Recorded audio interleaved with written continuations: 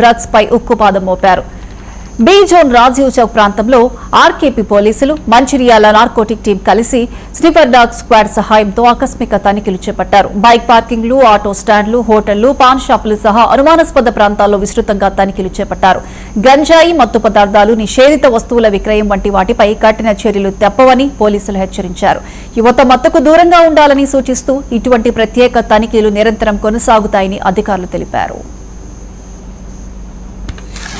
మరియు మా సిఐ అధికారుల ఆదేశాల మేరకు రామకృష్ణపూర్ టౌన్లో స్నైపర్ డాగ్ దాని ముఖ్య ఉద్దేశం ఏంటంటే గంజాయిగా మత్తు పదార్థాలు ఏవైతే ఉన్నాయో అది పసిగడుతుంది. దాని ప్రకారం మన రామకృష్ణపూర్లో ఉన్నటువంటి నార్కోటిక్ డాగ్ ప్రతి పాన్ షాప్లో ఏదైనా గంజాయి అమ్ముతున్నారని అనుమానంతో మనం చెక్ చేయడం జరిగింది.